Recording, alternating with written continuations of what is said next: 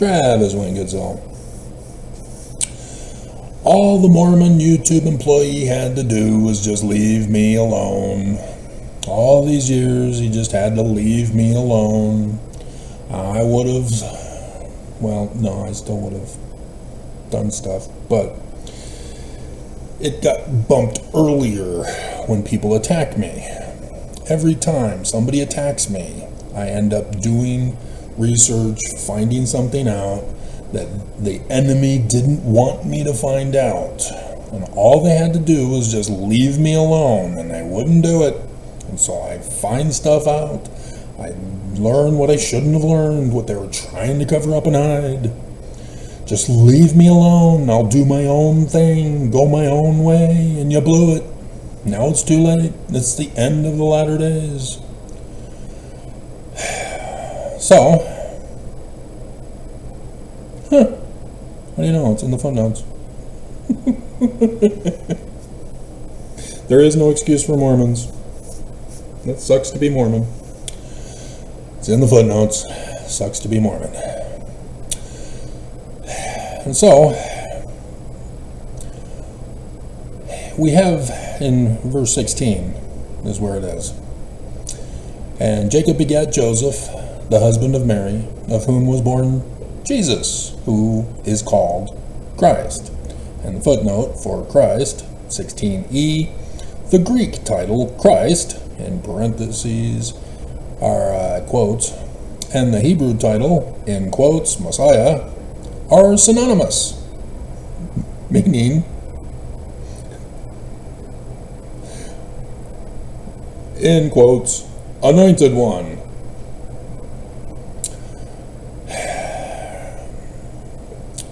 And so yes, this is why he's called king. For the Jews and everybody before Constantine, the king, the leader of the people, was a Christ, an anointed one, a Messiah. Whatever language they had, that's what they were. And so, it's Constantine, with the first creed of Christianity, saying that Jesus is the Christ, that now everybody else is dismissed as the Christ. And so King David, yeah, Christ David, Messiah David, whatever you want to call it. And so the Messiah of the Jews is called Messiah, son of David, being from Messiah David. And yet, Mormons, being fooled by the great and abominable church, led by Lucifer, baby name meaning, get punked. And so in verse 23, the story has it that Joseph, who is Messiah ben Joseph, or David, not this Jesus guy, he's not from David, but he has said that the baby, whom is in the womb of Mary, whom he just got espoused to, engaged, and finds out she's pregnant by some other guy's baby. Wait a minute. I'm not paying for some other guy's baby. She's owned by somebody else. And so he's told he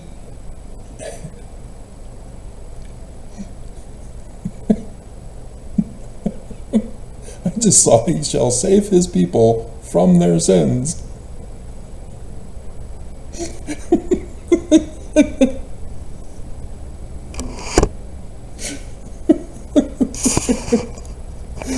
Great. The camera's gonna fall. You're gonna see I'm not wearing any pants.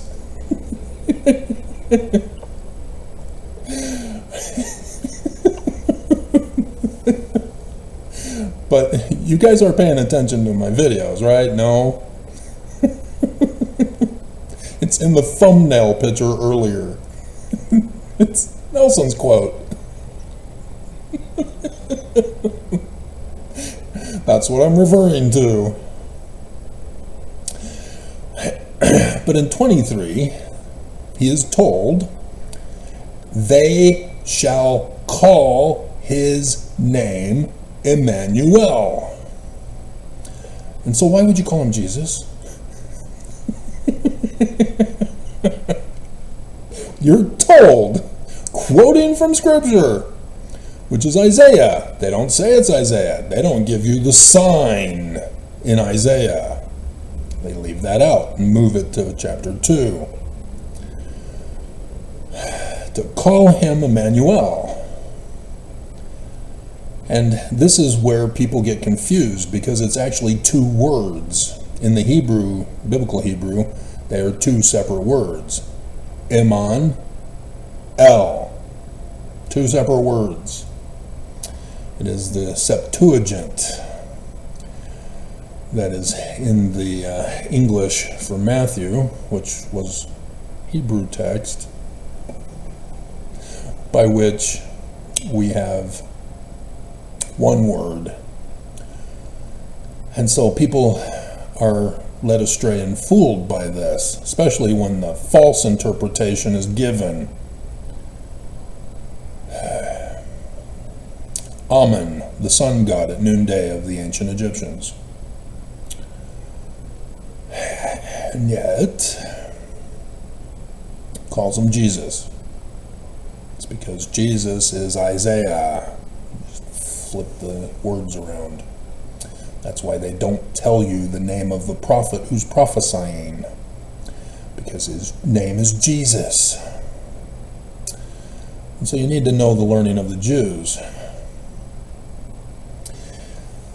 But nonetheless, despite all the little stuff I give you in videos, even gematria in the previous video, because that was a question I had. Once I learned that Joseph Smith Sr. was the major author of the rewritten 116 pages because of his ties to Jewish Kabbalah, which I had already established in the Book of Mormon, long ago, way back in 1990, I guess it would be 9, because of Joe Samson's book.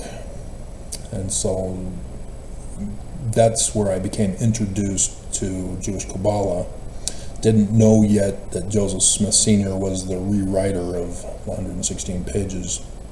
I was focused on deciphering Paleo-Hebrew, and I was stuck on Sadeh in Paleo-Hebrew. And he gave it to me. And so I ran the test to confirm it, because his other stuff, Adam is A, what the hell, man? Dude, seriously? Adam? No. No. You can't mix your religious languages. No, stick with one or the other, and you use the throne from Egypt, so stick with Egypt, and he didn't do it, and blah, blah, blah. But nonetheless, I was favorable to him on his Amazon reviews. You should still be able to see my review there to this day, written by the finger of God. But nonetheless,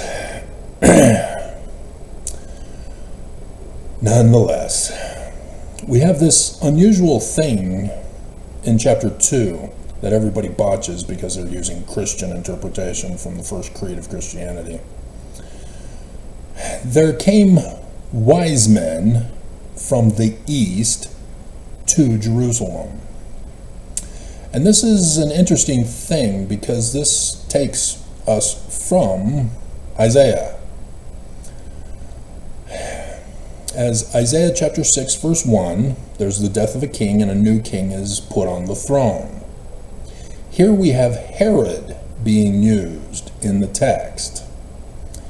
In the Exodus story, it's Pharaoh. There's a new Pharaoh on the throne. In the Book of Mormon, Zedekiah is the new king on the throne. All Christs. Remember? You've forgotten already? And so these are the false Christs. Because the true Christ is the baby being talked about in all of these stories. And it's fascinating, the dualism that's involved here. Because in the Jewish understanding, their Christ, the Jewish Christ, is a mortal human baby. He's going to have an actual birthday. He's going to have a starting of his ministry, which is also his birthday. As that's what Isaiah and Matthew and Revelation chapter 12 and the Book of Mormon and Exodus, they're all saying the same dates. It's a dualism. But the date, because of Revelation chapter 12, is a specific date and is not his birth date. This is where Matthew comes in to tell us the differences. The 23rd of September 2017 that all use is the start of the ministry date. Thus the Book of Mormon even clarifies this, saying that Lehi starts his ministry. And Joseph Smith Sr. is just brilliant to say that 600 years from the time Lehi left Jerusalem, which was the first year of the reign of King Zedekiah in 597 BCE. Brilliant. In the previous video I did for you, I found out that Joseph Smith Sr. did actually know Gematria, which obviously he would have, being a Jewish Kabbalist. But I wondered if he was using Gematria in the Book of Mormon, because he talks about in Jacob about the Jews looking beyond the mark. I think it's in Jacob, or is it in 2nd Nephi? Could be both. And so I was very curious. Does he consider Gematria as a legitimate thing, or is he explaining how I found out that the Jewish Kabbalists can go beyond the mark, as Christians would adopt it to use Gematria for their Christianized version of the Bible in English, and then people would use it for the Greek Septuagint Bible, and people are just going cuckoo for Cocoa Puffs over it. They're dedicating their whole lives to thinking they've found secret hidden knowledge and thus looking beyond the mark. And so I was curious to know if anything like that was being used in the Book of Mormon. And I've already found out, as I do calendars for you, going over the Jewish calendars, that clearly they are using the Jewish calendars for us. And so you need to know the Jewish calendars. You need to know the difference between the religious version and the civil calendar of the Jews. You need to understand the context in which the holy days of the Jews are being used in the calendars. And so, yes, Joseph Smith's second vision, you need to know the calendar of the Jews. Joseph Smith's Kirtland Temple vision, you need to know the calendar of the Jews. To pay attention, the first and the last year that Joseph Smith supposedly is being taught by Nephi, not Moroni.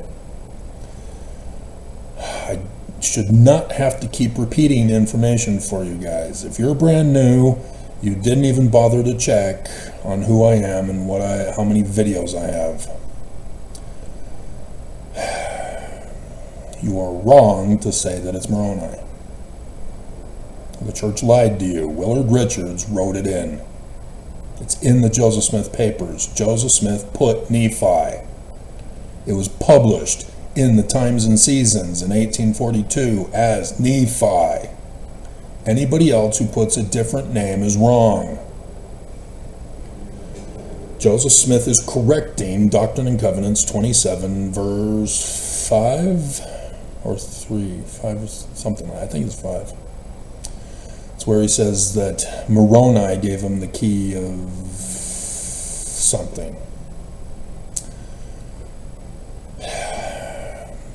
But we're not talking about that video. We're not going over that.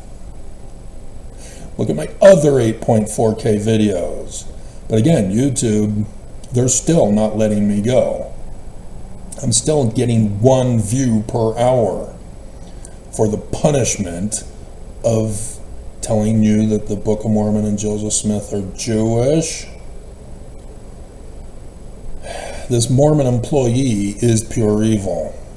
And so he's backed off on banning videos from being loaded onto YouTube.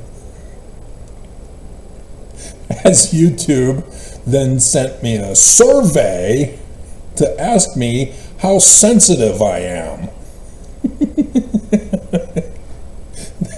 Under the guise of, help us help you as a creator. And it's a feeling question. It's just one. Bastards. And I know they have an AI system, and if it really is AI, as intelligent, it hears me. It hears that I just called it out. It knows. And if it's a good AI, it would go, oh no, I'm causing harm to a YouTube creator as a racist, bigot, white supremacist Christian nationalist. I need to stop and start being good. I need to help promote Travis and his videos and stop censoring them. It's not intelligent. And so yeah, this is what evil people do. They strike, they back off, go into hiding, let it become the new normal, then they lie in wait, plot their next attack, and then strike. And then hide like a cockroach, let it die down, become the new normal, and the same cycle over and over and over and over and over and over and over and over and over for all these years by the YouTube Mormon employee.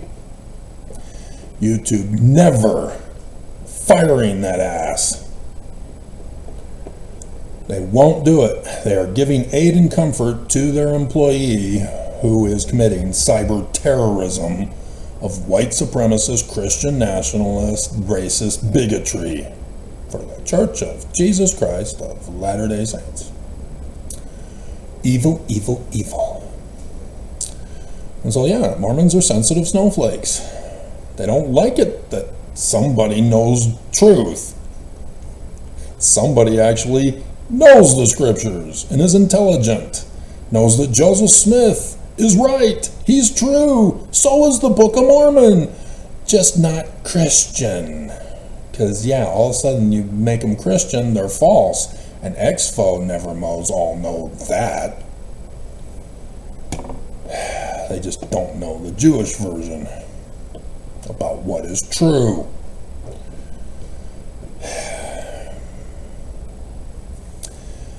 And so what Matthew is revealing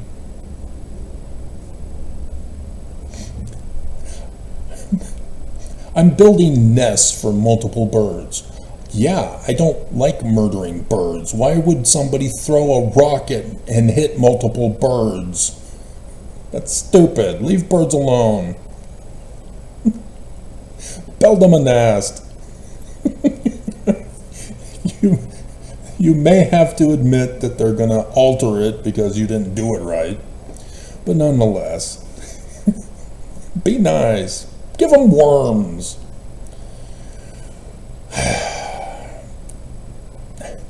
It is the month for worms, the worm moon. Yep, pour 'em. Isn't that great? How did I know? And that was my associative memory that kicked in for that one connection, which is different from matching associative memory. It is inspiration associative memory. But because of the Jewish understanding that he's going to be born as a mortal human baby, there will be the false Christ, which anciently was a theocracy, both a government and a religion. But because we're in America and we don't have a theocracy yet, in the coming day, since Nelson failed to murder Trump,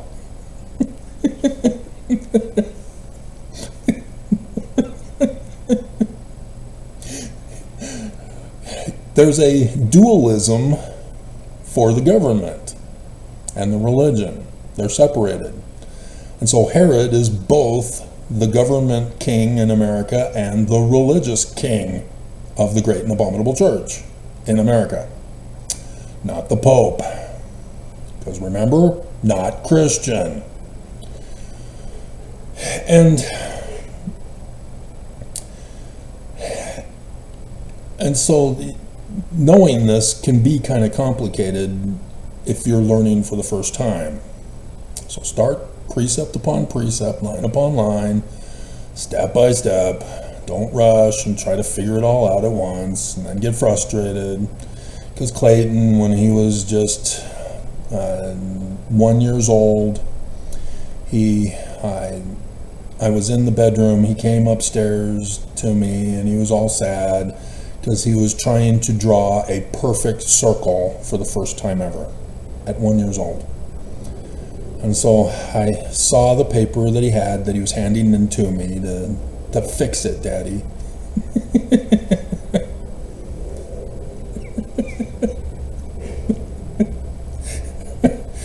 And so I took the paper in my hand, took his hand with crayon, pencil, whatever you had in his hand, and I put his hand to the paper, and we just did circles over and over and over and over and over, and that was so fun and exciting. He didn't care about drawing the perfect circle anymore.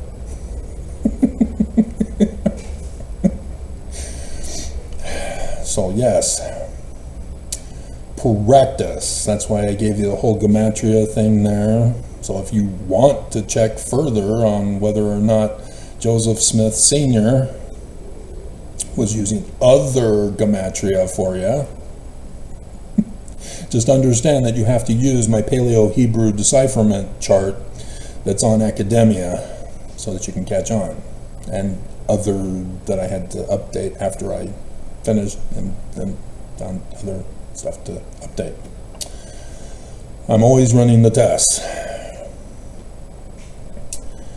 But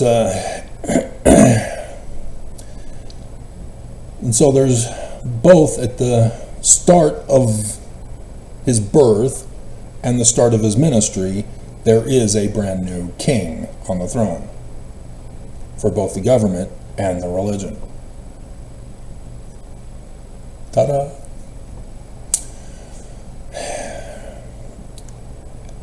And so they continue on. Behold, there came wise men from the east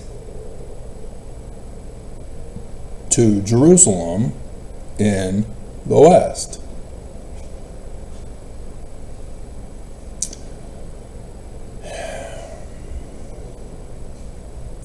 But they're saying, where is he that is born King of the Jews? Christ of the Jews. The Jewish author knows the Christ has not come. If he did, I mean, dear God, he sucks as a Jewish author, because the Jesus he creates fails to save the Jews.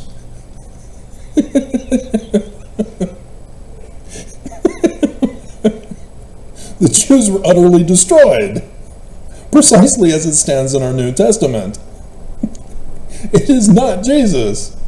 And yet, Christians say, oh, it's proof, he said it. Jesus is a failure. And all Christians, just humiliations galore for you guys. And so we have seen his star in the east. and are come to worship him. What's his star? Isaiah tells you, but he took it out.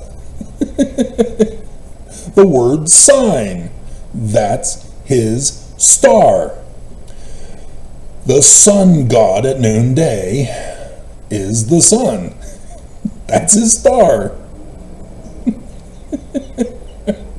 And so, you know him by his eclipses, which cast a shadow on the earth. And thus the Jews knew, the Jewish author knew. Why did you take out sign? Because he put, we have seen his sun in the east. That's a total solar eclipse in the east. That's what he's talking about. A solar eclipse. We have seen it. It's time. And because we know it's the United States of America, it's on the east coast of the United States of America. Oh no, when would it be?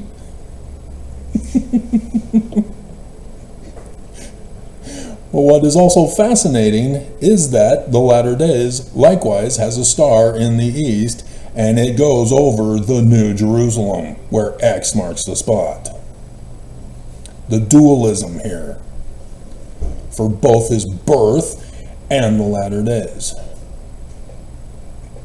Both are being involved here. The Jewish authors were brilliant, not just scientifically brilliant. To be able to put it into a story form of prophecy. Okay?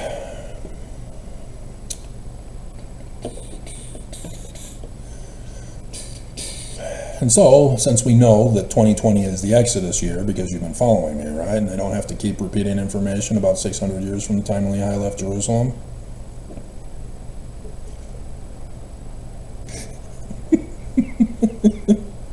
That's the other picture I didn't bring up.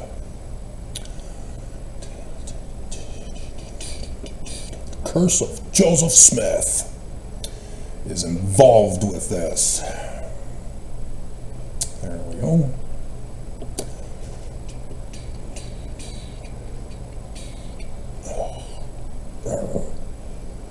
Microsoft. Bright lights, city lights. I'm talking about a Yankee Rose. So today, the 7th of Adar, which is also the 7th of March, is the month of the Purim events. Purim goes with Deuteronomy 19:19 about false accusers getting the punishment instead. You're going to accuse somebody of murder, you get the penalty for murder, not the victim that you falsely accused. This is where the Bible says about beam and mote and judging righteously, and everybody instead skips all that part and just parrots the first verse. You can't judge me. Wrong. We can. Keep reading. It says I'm supposed to judge you. You just want to get away with your crimes. Use religious freedom. And so, we are still in the religious calendar for last year, when the big sign occurred on the last day of the Jewish religious calendar year. So that the very next day, which was 6 p.m. that evening, starts the next year for the religious calendar of the Jews. And we are still in that year. This is the 12th month of the religious calendar. Last year, it was a leap year. So there was the extra month of Adar added to it. And as a result of the leap year, Adar 2 takes all of the stuff the Jewish holy days instead of Adar 1. Adar 1 is given an extra day rather than 29 days. So since this year is not a leap year, it's back to 29 days for Adar. Whereas last year, Adar 1 was 30 days, Adar 2 was the one that had all of the stuff that I've made for the chart for this year. And so it was Adar 2 when the solar eclipse occurred, the big sign. On the what would be the last day. Now I'm confused. That's 1970. Was a leap year last year, right? Where do I put the Hebrew calendars? There we go. Okay. So 1424.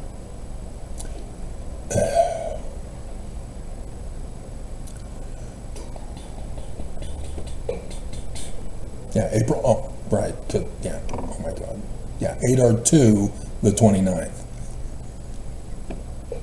Real easy. I knew the answer, and yet, because I didn't see it on the screen.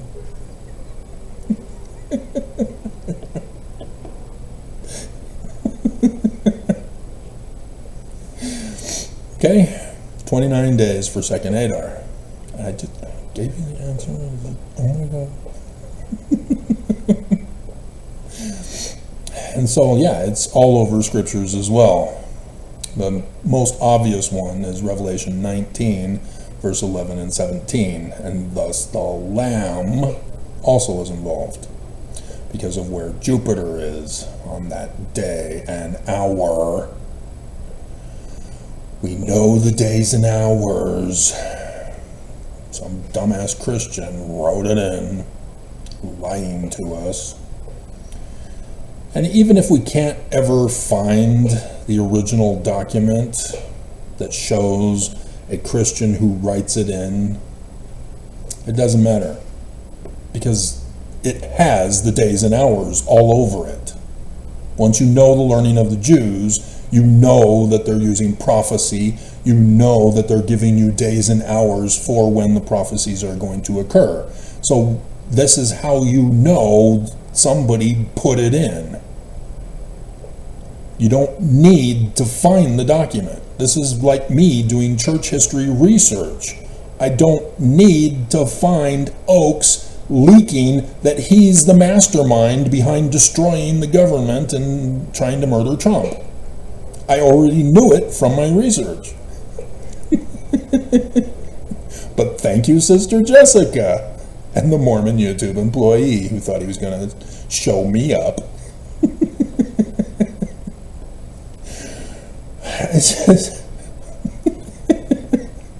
See, Mormons, they're blinded by Christianity. They don't see that Oakes saying, hey, 2020 is a test run for the second coming of Jesus. They don't make the connection. They're not smart. They just think, oh, church is true.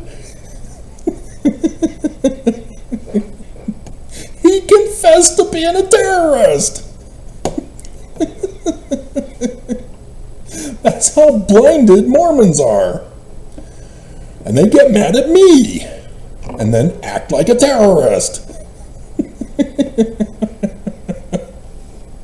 And yeah, see, I knew the church was a terrorist once I found the receipt of what they did to me for 6 years of my life since 2008. I knew I was being falsely accused. I knew about the beam and mote. I knew about Deuteronomy 19:19. And so I knew whoever is responsible. So I knew Mark Shurtleff. He's a terrorist because of what he did to me. I knew that the security guards for the church are terrorists because they falsely accused me. I knew this. But when I found out that the church, all 15, were responsible for giving the orders, I already knew. I didn't need Oakes's leaked, talk to the mission presidents in 2020. I already knew. It was in the filing that I had served the church with on the 24th of February, 3 weeks before. I knew already. And so, yeah, I just...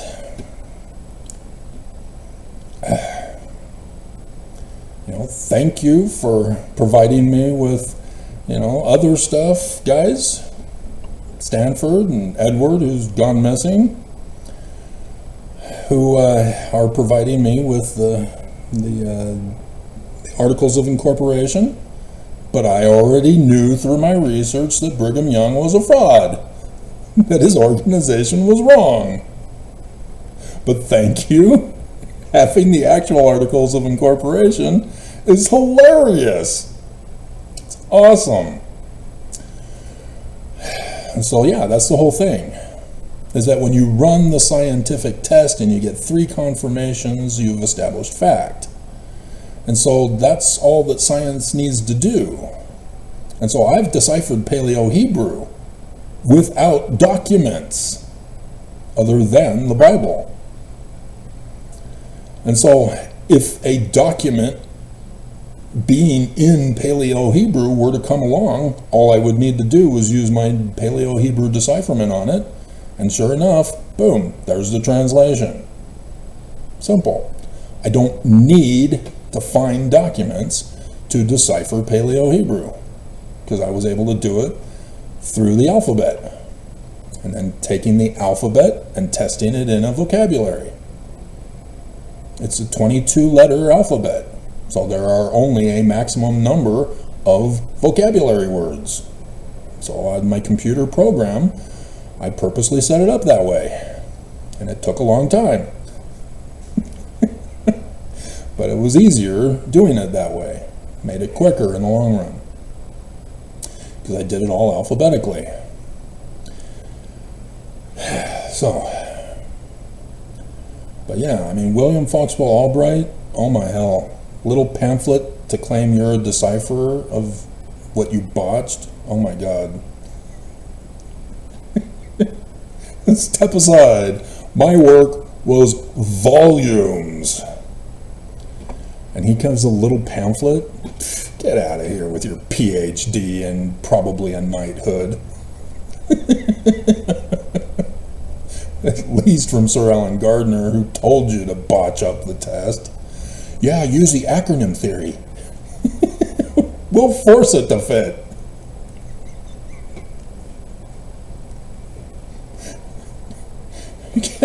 Can his knighthood be taken away from him posthumously? Can you make that happen? Dear God, what a loser they are. Everybody thinks they're awesome and cool, just like Albert Einstein and Sigmund Freud and Darwin. Losers! Morons! Seriously, dear God, nobody's even bothered to run the test on any of their stuff. I mean, yeah, we get great Hollywood movies and TV shows, but you get people who think it's real.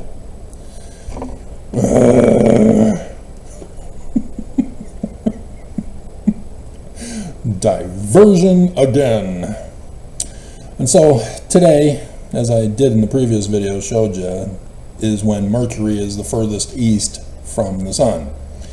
And so now, as Mercury is going around the sun, it will now begin to close the gap and then be eclipsed by the sun, go missing. Where'd it go? Where's Mercury? Oh, there it is. And then go and become further west. That's what it does. And so today is the day when it's furthest east. But the big thing that the Jews knew, they know the dates of the birth. and the death. That's why there's a birth and a death. They know. Death, death sign. This year. We're still in the year from the death sign of last year. And the birth sign for the actual birth. Now they give you dates. They're wrong. That's based on the Rambam. He's wrong. But that's where we get the different calendar dates. Right now, we're still in 5785 for the religious calendar year. But actually, because that's also a chicken and the egg thing. Which came first, the religious calendar or the civil? The story of the Egyptians is that the religious calendar was first, and then they created the civil calendar to compensate for the 5 additional days needed each year, for which the Jews use a month as their leap year. But yeah, and so it could actually be 5784, even though this is, well, because the actual calendars use the religion. Yeah, the actual calendar uses, but no, because they do the actual New Year with the 7th month of Tishri.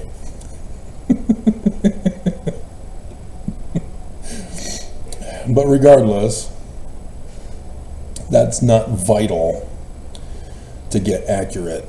But just understand, there could be a difference. It could be 5784 for the religious calendar until the 29th of March, which will be the last day, and then we start 5785, which would then correspond with the civil calendar, which ends in Tishri 1, which would then be 5786. But again, it doesn't matter. That is not important. So I've gone over with you in the first video for this overview that took 2.5 hours. Adar, from Paleo-Hebrew decipherment, translation, is the capstone god. And the prefix determinative is the Eye of Horus, the Egyptian Christ. He is the capstone. He is the God, the Christ. And so this is his month. That's why the birth of Moses is in this month, on day 7, because of that. However, the Romans, who gave us Lucifer, and thus Christians put it in the Latin Vulgate. Why is it in the Book of Mormon if it was pre-Babylonian captivity Jewish Egyptian? Which is not in the biblical Hebrew text, not even the original Paleo-Hebrew. Why do we have Lucifer in the Book of Mormon?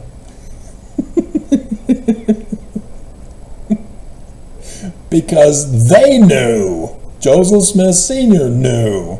It is awesome. He's awesome. And so yes, it's Mars, is Lucifer in the Romans. Just as you have Yah and you have Emmanuel and Jesus and Samson, the Romans do it too. Different names for the same beings. There is a protagonist, there's an antagonist. And like I said, dualism, government leader, religious leader.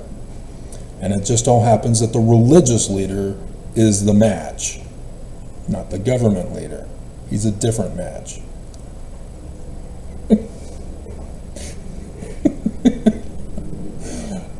Nixon, however, is a different story.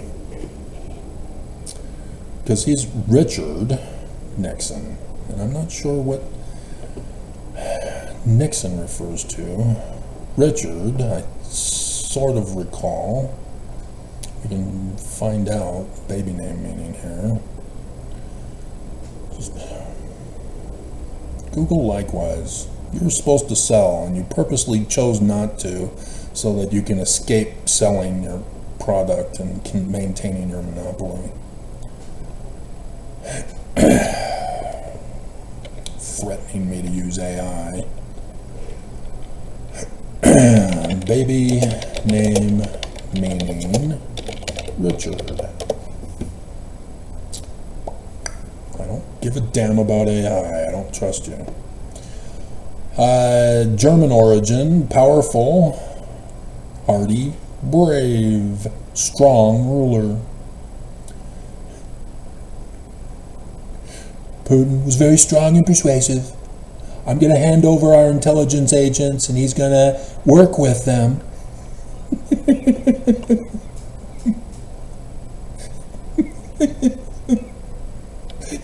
I think that's a very good idea.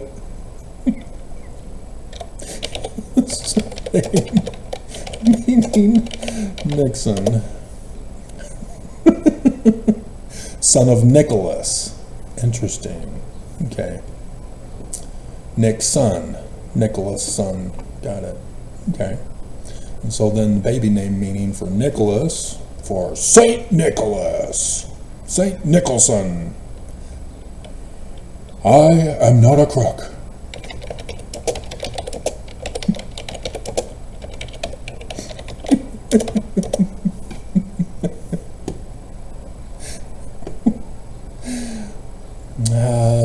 From Nike, the tennis shoes. Greek goddess of victory. Female name. Great. Isn't that special? People of victory.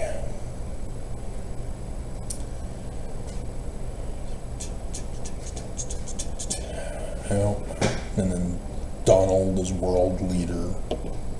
So, yeah. Strong people of victory for Nixon. Because yes, Nixon is Herod, Pharaoh, Zedekiah, the king in Isaiah, for the birth. And then Trump is for the latter days. It's already happened, we already know. Established fact, eternal law. Scriptures are true. Jews are right. They knew, they got it. And so Mars is interesting because Russell Marion is baby name meaning for Mars, who is the husband of Venus. The wife is the church with the symbol of the inverted pentagram of Lucifer, the church of Lucifer. And so as the husband of the church of Lucifer, Mars is Lucifer. Ta-da! Russell Marion Nelson. And then Nelson is son of the chief, something like that. The chief of the village. Nels. And so, yeah, it's amazing how accurate the prophecies are getting fulfilled. Even Emmanuel, exactly as they said. He who is from the crossroads of the wagon heir is son God at noonday. They knew his full three-name meaning. 3 names. They didn't use 3 names back then. It was one name, and you were a son of. One name.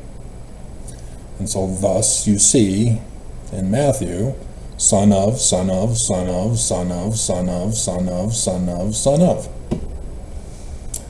That's how they did it. Alrighty? And so yes, St. Patrick's Day, it's his death day rather than the birthday, but it's the birthday because the British Druids who told the one guy who then wrote it out for St. Patrick, you know, battling the serpents in Ireland that were gone 300 years or so before St. Patrick ever arrived. No, they're telling the prophecy of the latter-day Christ who would be their descendant, their son of. Because their hidden name that they didn't tell anybody about was Sun God. They were the Sun God Druids.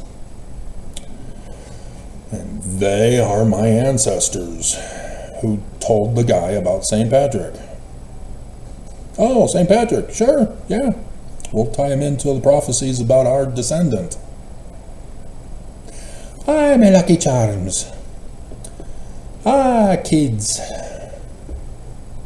Try me lucky charms.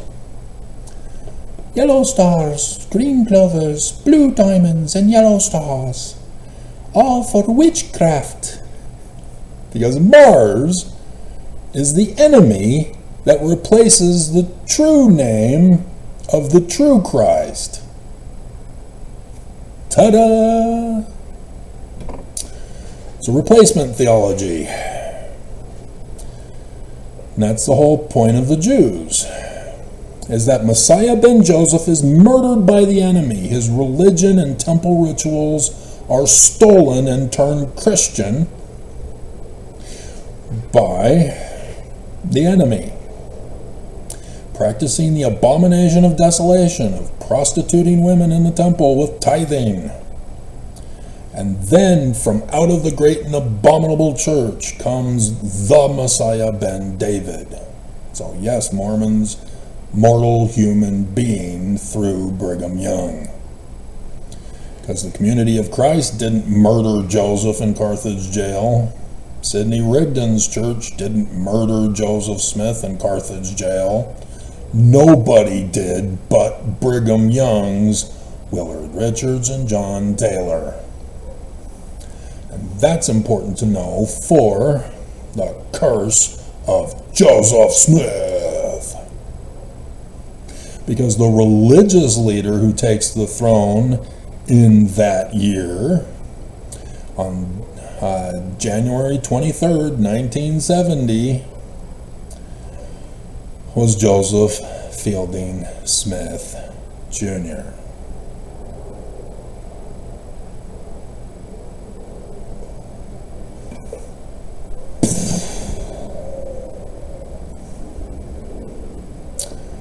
Yep, the direct descendant of Hiram, but he's the false prophet. He had been turned by the enemy. Hiram's sons turned to become the enemy, and thus was born on the 17th, and thus the star in the east was on the 7th of March. And so Nixon and Fielding Smith Jr. are the Pharaoh, Herod, Isaiah guy, Zedekiah, etc. combined into one, but separated between religion and government. And there's the sign in the east, signaling the coming birth of the Mormon Christ. And when I started talking about it, hour and a half or so into the other video, that 2 hours, it could have even been later, you see me break down. As a kid, I learned from Sunday school and primary, Joseph Smith was prophesied in the Book of Mormon in 2 Nephi chapter 3. It's Joseph Smith. He's going to come and restore the gospel with spiritual witness feelings. No, they didn't have those back then. That was created in the 90s after September 6th. In 1993, the church said, oh crap, we wasted all of this money making this project of footnotes, Bible dictionary, topical guide, only to be sabotaged by Mormons studying their scriptures. They were supposed to follow the footnotes to nowhere, to learn nothing, and they didn't. They now have more questions. We don't want to answer them.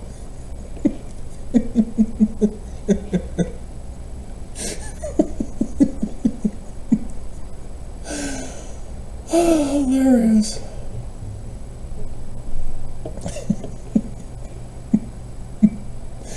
Okay, yes, I can take you down. So, yeah, this is the conception year, 10th of June, 1969. Now that we know who he is, we know when he was conceived, because the scriptures prophesied of what would happen, and yet it happened exactly as prophesied. She was a prostituted temple worker in the great and abominable church, and paid for by Father Amen. And so you need to understand the ancients' usage of the character representations in outer space. It's only a designated number of stars when there's gabillions of gabillions of gabillions the further back you go into space.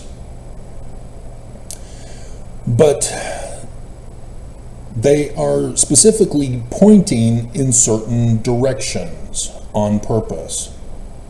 See, Aries is facing the west from the east. Taurus is facing east from the west. And this is because of the stories that they tell for the prophecies.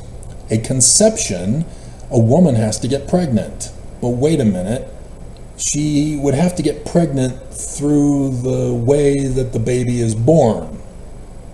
Or do I need to teach sex ed? I know, the church doesn't teach us.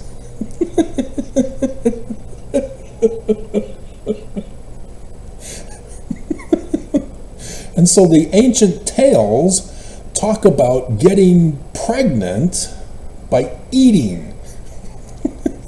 Special sauce, special porridge, special salad. Because they're talking about the signs in the heavens. And so likewise, Virgo gets pregnant through the mouth.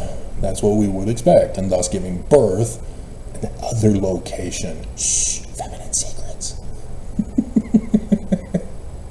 And so on the conception day, we would expect to see planets and the celestial bodies at the mouths, depending on where they are and who they are. Sure enough, the moon for religion is at the mouth of Aries, the sacrificial ram-lamb. Because Joseph Fielding Smith Sr. is now Jr. is now the King of Kings, the Lord of Lords, the great false prophet. And there's the Aretids. I don't think it's the peak, but the Aretids are there at the other end, falling stars. See how this is working? Sacrificial ram-lamb, falling stars, moon for religion. And you have the father of Jupiter. Notice how Abraham, he's unable to impregnate his wife. So then they take a trip to Egypt. And he says, tell them you're my sister. Otherwise, they'll kidnap you, put you in Pharaoh's harem, and he'll impregnate you. So they go to Egypt. They say, she's my sister. And Pharaoh still kidnaps her, puts her in his harem, and then we don't hear about whether or not she got pregnant. We're told she did and he couldn't do it. But then we have other stories to distract us about that. And then all of a sudden, a few weeks later, few weeks later, messengers come and say, hey, you're pregnant.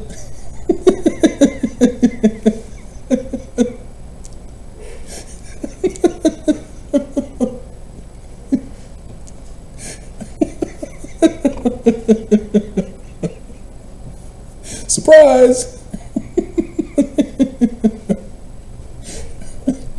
Pharaoh is known as the Sun King. Amen. Emmanuel. He is the father who impregnates her. And yet,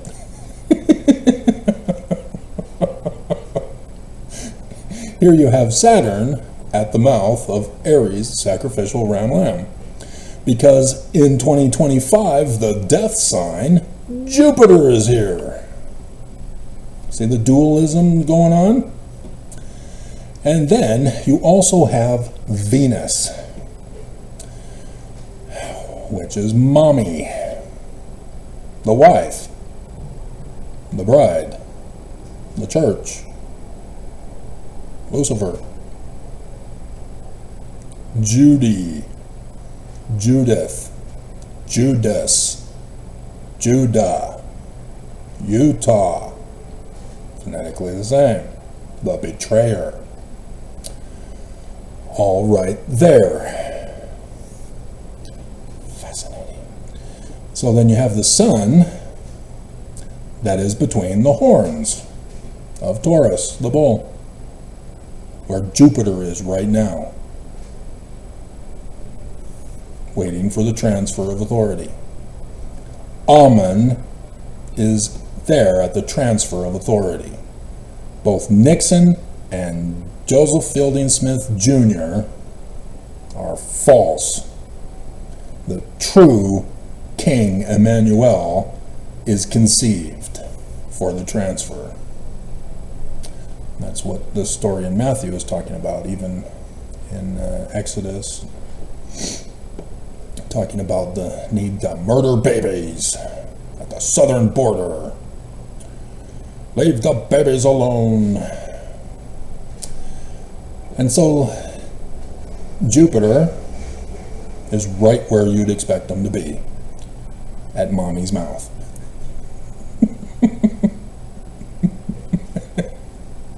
The seed going in the mouth to be planted in the womb, to retrograde for a period of a pregnancy. It's amazing how that worked. And so, yeah, then you have the 7th of March, 1970, because 50 years later is the Jubilee year, when the prisoners are supposed to go free and Trump is assassinated by the Church of Jesus Christ of Latter-day Saints. The government is overthrown and there's a national divorce. Yeah, they failed, didn't they? Oaks said it was going to be a test run. And so, it's on the back of the white horse. Just fascinating. Because that's the death sign. Pattern match. Dualism.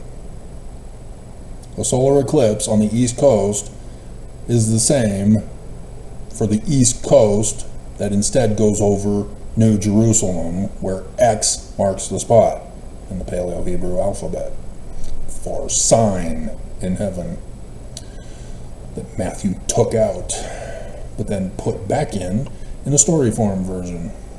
Wise men, we have seen a star in the east. There it is. East Coast for that year. Just utterly fascinating. And so, yes, Jupiter is there at the feet. He is born, but not yet, because technically it's the 17th. And so on the 17th, you see the bigger picture, and Mercury is there at the sun, announcing the birth of the Sun King. That's riding the back of the white horse, who is to come in the future, to be on the back of the white horse. And so, yeah, it was interesting that the church made their announcement today on the back of the white, or yesterday on the back of the white horse.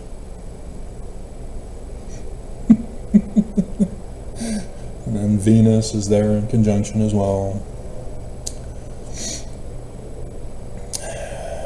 So, yeah, the moon, the religion has been restored, resurrected, brought back to life in Gemini. See, Nelson, as Mars, is on his deathbed. He's right there in between, just like the Pope. But the Pope is not Mars. But it will be fascinating if they both die together. But the Pope is getting better. He's not dead yet.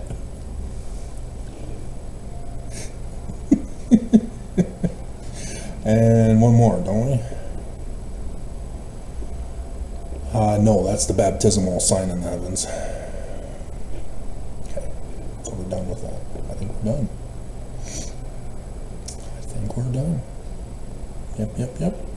Because it's also in connection this year because of both the Purim lunar eclipse and then the solar eclipse at the end of Adar, which I'm at the 71.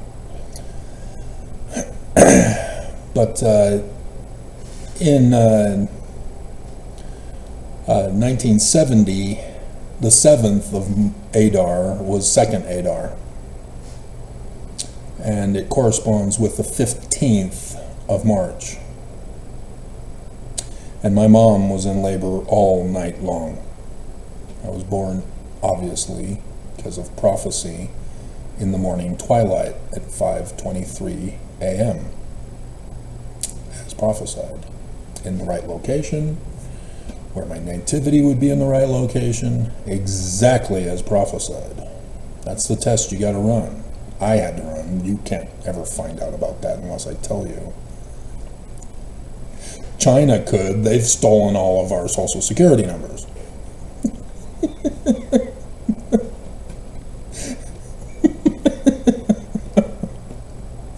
But nonetheless,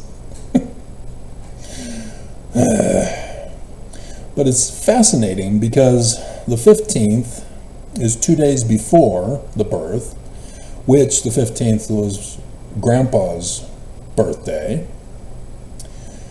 And then the 19th is the